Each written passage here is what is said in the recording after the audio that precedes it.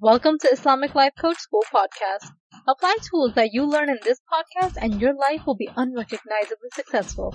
Now your host, Dr. Kamal Akhtar. Hello everyone. Peace and blessings be upon all of you. Today we're going to be talking about integration and emotional processing. This is something that's talked about a lot in the positive psychology world. And I came to realize while I was talking about this too, it took me a long time to understand what these terms actually meant. So I decided to make a podcast on it today because these very commonly used terms are very misunderstood. In psychological terms, integration refers to the completion of an emotional response across both the mind and the body, so that the emotion is no longer perceived as a threat by your mind. Once the emotion has been fully integrated, your nervous system no longer treats the experience as active or threatening. And here I would go with more of an active experience rather than threatening, because you're not inherently scared of your own emotions, even though you might be in survival response because of them. It is more that the emotion stays active in your body. More and more of your mental space is being occupied because it's trying to deal with this constant background noise of an unintegrated emotion. As we know from this podcast, your emotions begin as your perception or your thought, which in turn activates a physiological arousal. This mobilizes your attention, your energy. This activation has to be followed by a resolution. Integration is a point where an activated emotion reaches its conclusion, its resolution. The memory, your meaning making of the event, your thoughts might remain, but the body no longer organizes itself around it. Once the emotion has been fully integrated and made sense of, there's no ongoing need for hypervigilance on your part. So through these definitions, it matters because emotions are mental events that you keep thinking about once they have been stuck in your body, and they're followed by action programs in your nervous system that you need to take in order to fully finish them. From a psychological and a neuroscience perspective, an unintegrated emotion is something that has been interrupted mid-cycle. And an interruption can come from avoidance, suppression, continuing to think over and over again about it, which is rumination, premature meaning making or singular meaning making of an event, and not considering any other options so that the emotion keeps regenerating itself, or you're trying to force yourself into regulation, thinking that you should be feeling something else. So when any of these things happen, your nervous system keeps a portion of your emotional response continuously online. Your attention stays narrowed and in survival mode. Physiologically speaking, the system behaves as if something is still unresolved. And integration is what allows for the system to stand down, let its guard down. So this connects directly to my previous podcast on HRV, coherence, and incoherence. In that episode, I described coherence as being an organized physiological rhythm and incoherence as a state of unresolved activation, which currently I'm describing as unintegrated emotions. Integration is the mechanism by which incoherence resolves. When an emotion integrates, your parasympathetic tone re-engages and your HRV improves. When an emotion is not integrated and lingers on, your nervous system stays in an activation loop. Your HRV remains low. Integration is the process through which your nervous system regains rhythm after disruption. And unlike popular belief, integration is not primarily a cognitive achievement. Insight and thought processes help, but that alone does not complete the emotional cycle. Understanding why you feel something and what thoughts are creating your emotions do not automatically tell the body that it is safe for you to settle down. A lot of emotional completion, integration, requires embodied processing. The emotion must be registered in your body as a sensation, allowed to rise and fall at its pace, all without your active interference. Interference here again means disruption, suppression, avoidance. It does not mean your attempt of integration. When this happens successfully, your nervous system updates its internal model. The event has been over, it's been survived, the signal has been delivered, and the mobilization is no longer required. You can let go of the survival mechanism. In emotional processing terms, integration is what differentiates experience from constant looping. Those are two different methods.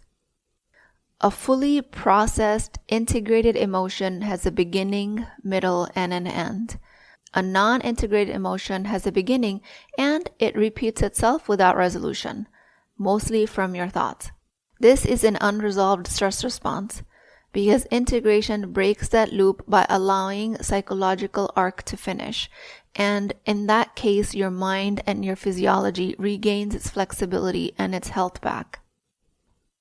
These are the reasons why integration is foundational to your emotional health. Without it, you may function, reflect, and perform, but your nervous system can continue to chronically be activated. What I'm trying to say is that with integration, your emotions lose their hijacking quality. They become information rather than the commands that run your life in the background. And in the context of your life, what that means is that integration is the bridge between your emotional experience and coherent action. For an easier understanding, I created an integration cycle. Think of it as a package moving through a delivery system. An emotion being the package that arrives at your nervous system. The package is not the problem. It is information that you need to process. It needs to be routed, stamped, and delivered properly. Integration is what happens when the package completes the route instead of getting stuck at the delivery center. Because if it's stuck at the delivery center, then the system stays on alert. This is the emotion that is unintegrated. The components of the integration cycle are number 1, identification and labeling. Once you receive the package, once you receive that information, you give it a name, you give it a label. The moment you name an emotion, the system registers what's arrived. You can say to yourself, I feel anger, I feel sadness, I feel fear. This step brings the emotional signal out of it being a vague background noise into your conscious awareness. The nervous system now knows that what it's dealing with instead of staying hypervigilant. The second step of the cycle is acceptance and allowance. This is like opening the intake gate for the package. When the emotion is allowed to exist without resistance, judgment, or urgency of fixing, that way you don't accidentally fall into forced expression or suppression of the emotion. This way, you're increasing the emotional containment of your body. It signals safety to your nervous system because when the emotion is permitted to be present with its sensations without fear of it, your nervous system no longer has to amplify it to make sense of it. The next step of the cycle is investigation or processing. This is you routing the package. You explore your emotion with curiosity rather than rigid interrogation like a police officer. All that means is that it includes noticing what triggered it, meaning what thoughts brought it on, you allowing the sensations of the emotion within your body, and understanding what the emotion is protecting, signaling, or responding to, meaning what message is it actually giving you. This is not your analysis for solution. It is just you allowing your nervous system to organize the signal instead of organizing around it as a threat. Next step of the cycle is expression, meaning releasing pressure from the system. Some emotions complete internally. Others require expression to fully discharge themselves, and that can include speaking your mind, writing, movement, a creative or physical release. Expression is not required every time, but if the emotion is high energy especially, expression prevents it from staying stored with tension in your body. The next step of this integration cycle is action, delivery completion. At this stage, the emotion has delivered its information. You may or may not find that you have to follow it up with action, but the key shift is internal. You will know the cycle is complete and the emotion is fully integrated when you feel a release in your body. Your thoughts no longer loop around that emotion, and your body feels relaxed. There's no ongoing conscious or subconscious sense of threat. The memory might remain, you might have thoughts about it, but it's going to have a different narrative, a different emotional signal to it. This tells you that the emotion has been completely integrated. At the completion marker, and this is critical for you to know, the integration cycle is complete when the nervous system is no longer organized around the emotion. You're not constantly managing it, you're not constantly distracted because of it. You simply no longer need to respond to it with the same urgency or depression as you did before. You're back in high HRV and your coherence restores. The package at this point has been delivered and the system is free to move on. This whole process is integration. So putting all of this into practicality, what does this actually mean for you as a Muslim woman? Let's say the situation is that you're a woman that volunteers at the masjid committee. During planning a meeting, someone interrupts you and they repeat your idea as their own, or they have a constant habit of undermining you. In this situation, the cycle will look something like this. You identify and label, which is you receiving the package. You say to yourself, I feel irritated. I feel disrespected. And all of this after you've noticed the sensations within your body. There's no need here for you to label yourself as dramatic or oversensitive or to judge the other person completely out of context. All you're doing is naming your emotion accurately. And what this does is that it prevents you from ongoing background agitation. The next step of the cycle is acceptance. You're opening the intake gate. You let the discomfort of your felt disrespect and your irritation exist without you reacting to it. You don't rush to prove yourself and your contribution. You just allow the emotion to be present. What you're doing is listening to the message behind the emotion. Here, your nervous system is telling you that you will not tolerate disrespect and somebody else taking credit for your work. That is all that the message is behind these emotions. Then you're processing, investigating, routing the package. You are noticing the sensations in your body, and it might be during or after the meeting, depending on your practice level. You're learning how that emotion organizes itself within your body, how it's diffuse, or if it's a tense irritation at certain location. Then the next step is expression. If it's a high energy emotion, you journal, you go for a walk, you discharge the energy that organizes itself around it. Integration and action. This is the fifth step. When you are a little bit more relaxed and you're not replaying the moment over and over again, you know that you reached the completion marker. At this point, you're welcome to engage in a dialogue with the person who you thought was the culprit all along. At this time, you're able to finish the cycle. The emotion did its job, and once all of the cycle is complete, your system is going to stand down. And this is real integration. Or let's say you grow up with a father who was physically present but emotionally unavailable. How can you integrate an emotion that was so far distant in the past? Emotions like loneliness, dismissal, or minimization. When the emotion is subconscious and unintegrated for a prolonged period of time, this loneliness and this dismissal that might have been living below your awareness, it might be showing up as strong emotional reactions in your life around men that otherwise feel disproportionate. You either trying to create hyper-independence or craving validation, or both at the same time. You might have a sensitivity to being ignored. Because this emotion of loneliness was never named or completed, the body keeps scanning the environment for the same threat. Emotional absence from others, especially from men. So if this happens to be the case, a resolved integration cycle is going to look something like this. Identifying and labeling, cleanly and accurately. I felt lonely. I was unseen. I felt dismissed. There is no minimizing or exaggerating the emotion. It's just identifying and labeling. Then you accept and you allow. You allow the sensations of the loneliness to be present in your body.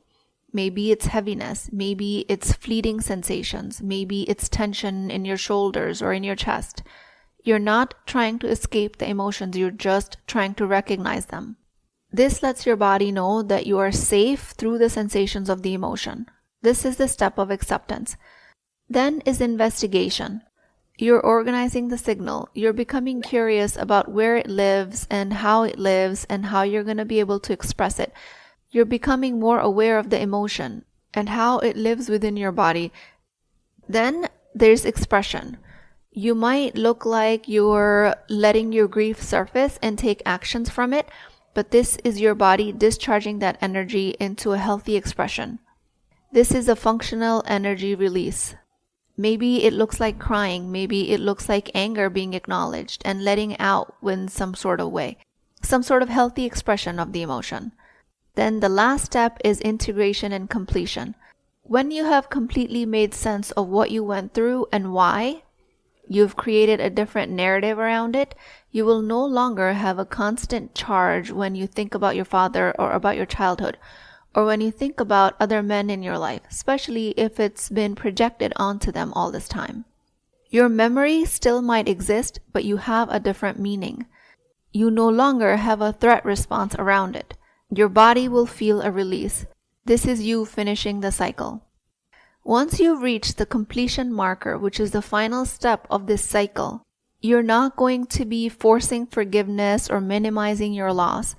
You would have fully felt and completed the emotion of loneliness within your body with the purpose of healing and the outcome of healing. The difference between integration, suppression, and rumination is huge.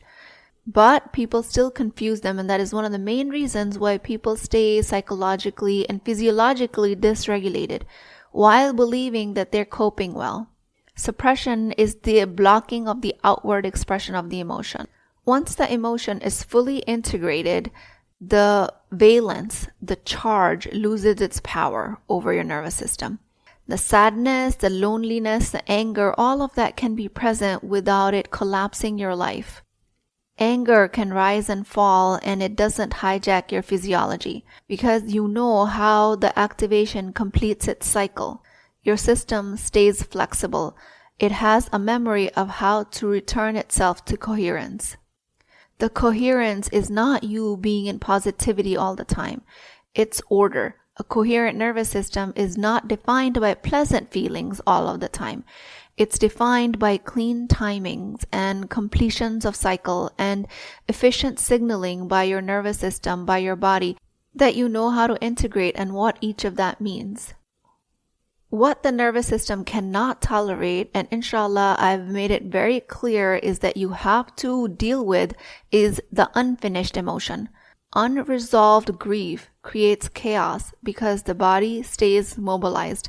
That can be grief, that can be sadness, that could be anger, that could be irritation, that could be any of the above emotions. When those emotions are integrated, you can hold all of them with steadiness, and you realize that you've had the capacity to hold them all of your life. You just have been accidentally and subconsciously suppressing them.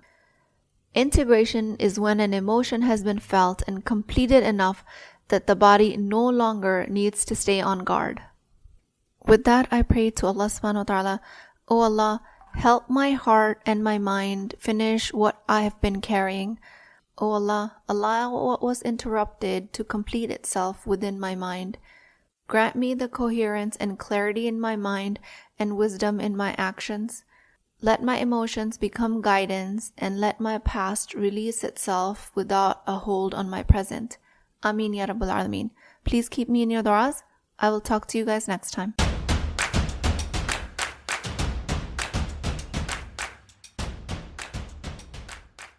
Before you go, I would love to hear from you. If this podcast spoke to you, please take a few moments to leave a review. Your words will help reach other Muslim women find this message. And think of it as a small act of sadaqah jariyah, a continuous charity, because your review could be the reason another sister finds healing. And plus, I read every single one of your reviews. They truly mean a world to me. please take a few seconds to rate and review on the podcast platform of your choice. Inshallah, I will talk to you in the next episode.